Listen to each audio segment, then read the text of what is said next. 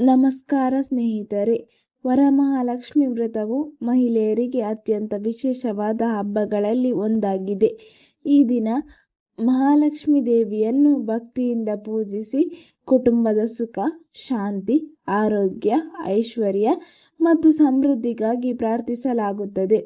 ವಿಶೇಷವಾಗಿ ತುಲಾರಾಶಿಯ ಮಹಿಳೆಯರು ಈ ದಿನ ಕೆಲವು ಶುಭ ಕಾರ್ಯಗಳನ್ನು ಭಕ್ತಿಯಿಂದ ಮಾಡುವುದರಿಂದ ಮನಸ್ಸಿಗೆ ನೆಮ್ಮದಿ ಹಾಗೂ ಧಾರ್ಮಿಕ ಶುಭ ಭಾವನೆ ದೊರೆಯುತ್ತದೆ ಎಂದು ಜ್ಯೋತಿಷ್ಯ ಮತ್ತು ಸಂಪ್ರದಾಯಗಳಲ್ಲಿ ನಂಬಿಕೆ ಇದೆ.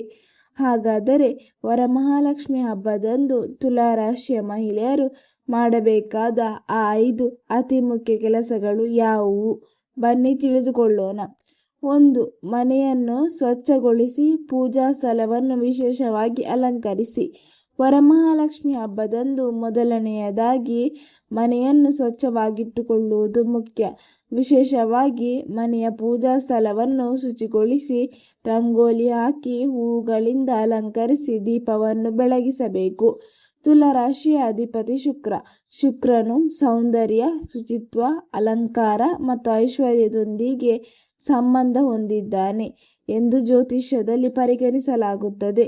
ಆದ್ದರಿಂದ ತುಲಾರಾಶಿಯ ಮಹಿಳೆಯರು ಈ ದಿನ ಮನೆಯ ಅಲಂಕಾರಕ್ಕೆ ವಿಶೇಷ ಗಮನ ನೀಡಬಹುದು. ಪೂಜಾ ಸ್ಥಳದಲ್ಲಿ ಲಕ್ಷ್ಮೀ ದೇವಿಯ ವಿಗ್ರಹ ಅಥವಾ ಚಿತ್ರವನ್ನು ಪ್ರತಿಷ್ಠಾಪಿಸಿ ಅರಶಿನ, ಕುಂಕುಮ, ಹೂವು, ಹಣ್ಣು, ನೈವೇದ್ಯ ಮತ್ತು ದೀಪವನ್ನು ಸಿದ್ಧಪಡಿಸಬಹುದು. ಹಬ್ಬದ ದಿನ ಬೆಳಿಗ್ಗೆ ಬೇಗ ಎದ್ದು ಸ್ನಾನ ಮಾಡಿ ಸ್ವಚ್ಛವಾದ ಬಟ್ಟೆ ಧರಿಸಿ ಮನಸ್ಸನ್ನು ಶಾಂತವಾಗಿಟ್ಟುಕೊಂಡು ಪೂಜೆಗೆ ಸಿದ್ಧವಾಗುವುದು ಉತ್ತಮ. 2. ಮಹಾಲಕ್ಷ್ಮಿಗೆ ಭಕ್ತಿಯಿಂದ ಪೂಜೆ ಸಲ್ಲಿಸಿ. ಎರಡನೆಯ ಮತ್ತು ಅತ್ಯಂತ ಮುಖ್ಯವಾದ ಕೆಲಸವೆಂದರೆ ಮಹಾಲಕ್ಷ್ಮಿ ದೇವಿಗೆ ಭಕ್ತಿಯಿಂದ ಪೂಜೆ ಸಲ್ಲಿಸುವುದು. ವರಮಹಾಲಕ್ಷ್ಮಿ ವ್ರತದಂದು ಸಾಧ್ಯವಾದಷ್ಟು ಕುಟುಂಬದ ಸಂಪ್ರದಾಯದಂತೆ ಪೂಜೆ ಮತ್ತು ವ್ರತವನ್ನು ಆಚರಿಸಬಹುದು. ಲಕ್ಷ್ಮೀ ದೇವಿಗೆ ಹೂವು, ಅರಿಶಿನ, ಕುಂಕುಮ, ಹಣ್ಣು, ನೈವೇದ್ಯ ಮುಂತಾದವುಗಳನ್ನು ಸಮರ್ಪಿಸಿ ಭಕ್ತಿಯಿಂದ ಪ್ರಾರ್ಥಿಸಬಹುದು. ತುಲಾರಾಶಿಯ ಮಹಿಳೆಯರು ಪೂಜೆಯ ಸಂದರ್ಭದಲ್ಲಿ ತಮ್ಮ ಕುಟುಂಬದ ಸದಸ್ಯರ ಆರೋಗ್ಯ, ಸಂತೋಷ, ಪರಸ್ಪರ ಪ್ರೀತಿ, ಆರ್ಥಿಕ ಸ್ಥಿರತೆ ಮತ್ತು ಮನೆಯ ಶಾಂತಿಗಾಗಿ ಪ್ರಾರ್ಥಿಸಬಹುದು. ಪೂಜೆಯ ಸಮಯದಲ್ಲಿ ಮನಸ್ಸಿನಲ್ಲಿ ನಕಾರಾತ್ಮಕ ಆಲೋಚನೆಗಳನ್ನು ಬದಿಗಿಟ್ಟು ದೇವಿಯ ಮೇಲೆ ಭಕ್ತಿ ಮತ್ತು ನಂಬಿಕೆಯನ್ನು ಇಟ್ಟುಕೊಳ್ಳುವುದು ಮುಖ್ಯ. ಒಂದು ವಿಷಯವನ್ನು ನೆನಪಿಡಿ, ಪೂಜೆಯಲ್ಲಿ ಬಳಸುವ ವಸ್ತುಗಳಿಗಿಂತ ಭಕ್ತಿ ಮತ್ತು ಶ್ರದ್ಧೆಯೇ ಮುಖ್ಯ. ಸುಮಂಗಲಿಯರಿಗೆ ಅರಶಿನ, ಕುಂಕುಮ ನೀಡಿ ಗೌರವಿಸಿ. 3ನೆಯ ಪ್ರಮುಖ ಕೆಲಸವೆಂದರೆ ಸುಮಂಗಲಿಯರನ್ನು ಮನೆಗೆ ಕರೆದು ಅಥವಾ ಸಾಧ್ಯವಾದ ರೀತಿಯಲ್ಲಿ ಅವರಿಗೆ ಅರಶಿನ, ಕುಂಕುಮ ನೀಡಿ ಗೌರವಿಸುವುದು. ವರಮಹಾಲಕ್ಷ್ಮಿ ಹಬ್ಬದ ಸಂದರ್ಭದಲ್ಲಿ ಮಹಿಳೆಯರು ಪರಸ್ಪರ ಅರಶಿನ, ಕುಂಕುಮ ವಿನಿಮಯ ಮಾಡಿಕೊಳ್ಳುವುದು ಅನೇಕ ಕುಟುಂಬಗಳ ಸಂಪ್ರದಾಯವಾಗಿದೆ.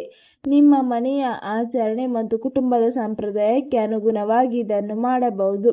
ಸಾಧ್ಯವಾದರೆ ಅರಶಿನ, ಕುಂಕುಮ, ಹೂವು, ಹಣ್ಣು ಅಥವಾ ಸಣ್ಣ ಮಂಗಳಕರ ವಸ್ತುವನ್ನು ನೀಡಬಹುದು. ಆದರೆ ಇದನ್ನು ದೊಡ್ಡ ಖರ್ಚಿನ ಆಚರಣೆಯನ್ನಾಗಿ ಮಾಡಬೇಕೆಂದಿಲ್ಲ. ತುಲಾರಾಶಿಯ ಮಹಿಳೆಯರು ಈ ದಿನ ಇತರ ಮಹಿಳೆಯರನ್ನು ಗೌರವಿಸುವ ಮೂಲಕ ಸ್ನೇಹ, ಪ್ರೀತಿ ಮತ್ತು ಆತ್ಮೀಯತೆಯನ್ನು ಹೆಚ್ಚಿಸಿಕೊಳ್ಳಬಹುದು. ಯಾರನ್ನಾದರೂ ಆಹ್ವಾನಿಸಲು ಸಾಧ್ಯವಾಗದಿದ್ದರೂ ಮನಸ್ಸಿನಲ್ಲಿ ಎಲ್ಲರ ಒಳಿತಿಗಾಗಿ ಪ್ರಾರ್ಥಿಸುವುದು ಒಳ್ಳೆಯದೇ. 4. ದಾನ ಮತ್ತು ಸಹಾಯ ಮಾಡಿ. 4ನೆಯ ಪ್ರಮುಖ ಕೆಲಸವೆಂದರೆ ಸಾಧ್ಯವಾದಷ್ಟು ದಾನ ಅಥವಾ ಸಹಾಯ ಮಾಡುವುದು.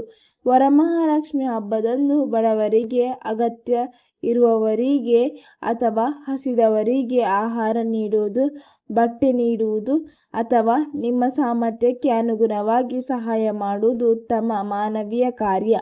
ತುಲಾರಾಶಿಯ ಮಹಿಳೆಯರು ಈ ದಿನ ದೇವರ ಪೂಜೆಯ ಜೊತೆಗೆ ಯಾರಿಗಾದರೂ ಸಹಾಯ ಮಾಡುವ ಸಂಕಲ್ಪ ಮಾಡಬಹುದು. ದಾನ ಮಾಡುವಾಗ ದೊಡ್ಡ ಮೊತ್ತದ ಹಣವೇ ಬೇಕೆಂದಿಲ್ಲ. ಒಂದು ಊಟ ನೀಡುವುದು, ಅಗತ್ಯವಿರುವವರಿಗೆ ದಿನಸಿ ಸಾಮಗ್ರಿ ನೀಡುವುದು, ವೃದ್ಧರಿಗೆ ಸಹಾಯ ಮಾಡುವುದು ಅಥವಾ ಯಾರಿಗಾದರೂ ಅಗತ್ಯವಿರುವ ವಸ್ತುಗಳನ್ನು ನೀಡುವುದು ಸಹ ಒಳ್ಳೆಯ ಕಾರ್ಯ. ಮುಖ್ಯವಾದದ್ದು ದಾನ ಮಾಡುವಾಗ ಅಹಂಕಾರವಿಲ್ಲದೆ ಸಾಧ್ಯವಾದಷ್ಟು ಪ್ರೀತಿಯಿಂದ ಮಾಡುವುದು. 5. ಕುಟುಂಬದೊಂದಿಗೆ ಶಾಂತಿ ಮತ್ತು ಸಮೃದ್ಧಿಗಾಗಿ ಸಂಕಲ್ಪ ಮಾಡಿ. 5ನೇ ಮತ್ತು ಅತ್ಯಂತ ವಿಶೇಷವಾದ ಕೆಲಸವೆಂದರೆ ಈ ದಿನ ಕುಟುಂಬದೊಂದಿಗೆ ಶಾಂತಿ ಮತ್ತು ಸಂತೋಷಕ್ಕಾಗಿ ಸಂಕಲ್ಪ ಮಾಡುವುದು. ವರಮಹಾಲಕ್ಷ್ಮಿ ಪೂಜೆಯ ನಂತರ ಕೆಲವು ನಿಮಿಷಗಳನ್ನು ಶಾಂತವಾಗಿ ಕುಳಿತು ನಿಮ್ಮ ಜೀವನದಲ್ಲಿ ನಿಮಗೆ ಬೇಕಾದ ಒಳ್ಳೆಯ ಬದಲಾವಣೆಗಳಿಗಾಗಿ ಪ್ರಾರ್ಥಿಸಿ. ನಮ್ಮ ಮನೆಯಲ್ಲಿ ಸದಾ ಶಾಂತಿ ಇರಲಿ, ಕುಟುಂಬದ ಎಲ್ಲರೂ ಆರೋಗ್ಯವಾಗಿರಲಿ, ಪರಸ್ಪರ ಪ್ರೀತಿ ಗೌರವ ಹೆಚ್ಚಾಗಿರಲಿ, ನಮ್ಮ ಪರಿಶ್ರಮ ಉತ್ತಮ ಫಲ ಸಿಗಲಿ ಎಂದು ಮನಸ್ಸಿನಿಂದ ಪ್ರಾರ್ಥಿಸಬಹುದು. ತುಲಾ ರಾಶಿಯ ಮಹಿಳೆಯರು ವಿಶೇಷವಾಗಿ ತಮ್ಮ ಜೀವನದಲ್ಲಿ ಸಮತೋಲನ ಕಾಪಾಡಿಕೊಳ್ಳುವ ಸಂಕಲ್ಪ ಮಾಡಬಹುದು. ಕುಟುಂಬ, ಉದ್ಯೋಗ ಮತ್ತು ವಿದ್ಯಾಭ್ಯಾಸ, ವೈಯಕ್ತಿಕ ಜೀವನ ಮತ್ತು ಮಾನಸಿಕ ನೆಮ್ಮದಿ ಎಲ್ಲದರಲ್ಲೂ ಸಮತೋಲನ ಇರಬೇಕು. ಈ ದಿನ ಯಾರೊಂದಿಗಾದರೂ ಮನಸ್ತಾಪವಿದ್ದರೆ ಸಾಧ್ಯವಾದಷ್ಟು ಅದನ್ನು ಬದಿಗಿಟ್ಟು ಕ್ಷಮಿಸುವ ಮನೋಭಾವವನ್ನು ಬೆಳೆಸಿಕೊಳ್ಳಿ. ಹಬ್ಬದ ನಿಜವಾದ ಸೌಂದರ್ಯವು ಕೇವಲ ಅಹಂಕಾರದಲ್ಲಲ್ಲ, ನಮ್ಮ ಮನಸ್ಸಿನಲ್ಲಿರುವ ಪ್ರೀತಿ ಮತ್ತು ಸಂತೋಷದಲ್ಲಿದೆ. ಹಾಗಾದರೆ ವರಮಹಾಲಕ್ಷ್ಮಿ ಹಬ್ಬದಂದು ತುಲಾ ರಾಶಿಯ ಮಹಿಳೆಯರು ಮಾಡಬೇಕಾದ 5 ಪ್ರಮುಖ ಕೆಲಸಗಳು. ಮೊದಲನೆಯದು, ಮನೆಯನ್ನು ಮತ್ತು ಪೂಜಾ ಸ್ಥಳವನ್ನು ಶುಚಿಗೊಳಿಸಿ ಅಲಂಕರಿಸುವುದು. 2ನೆಯದು, ಮಹಾಲಕ್ಷ್ಮಿ ದೇವಿಗೆ ಭಕ್ತಿಯಿಂದ ಪೂಜೆ ಸಲ್ಲಿಸುವುದು. 3ನೆಯದು, ಸುಮಂಗಲಿಯರಿಗೆ ಅರಿಶಿನ ಕುಂಕುಮ ನೀಡಿ ಗೌರವಿಸುವುದು. 4ನೆಯದು, ನಿಮ್ಮ ಸಾಮರ್ಥ್ಯಕ್ಕೆ ಅನುಗುಣವಾಗಿ ದಾನ ಅಥವಾ ಸಹಾಯ ಮಾಡುವುದು. 5ನೆಯದು, ಕುಟುಂಬದ ಶಾಂತಿ, ಆರೋಗ್ಯ ಮತ್ತು ಸಮೃದ್ಧಿಗಾಗಿ ಮನಸ್ಸಿನಿಂದ ಪ್ರಾರ್ಥಿಸುವುದು. ನೀವು ತುಲಾ ರಾಶಿಯವರೇ, ಈ ವರಮಹಾಲಕ್ಷ್ಮಿ ಹಬ್ಬದಂದು ಮಹಾಲಕ್ಷ್ಮಿ ದೇವಿಯ ಕೃಪೆ ನಿಮ್ಮ ಕುಟುಂಬದ ಮೇಲೆ ಸದಾ ಇರಲಿ ಎಂದು ಮನಪೂರ್ವಕವಾಗಿ ಪ್ರಾರ್ಥಿಸೋಣ. ಕಮೆಂಟ್ನಲ್ಲಿ ಶ್ರೀ ಮಹಾಲಕ್ಷ್ಮಿ ಎಂದು ಬರೆಯಿರಿ.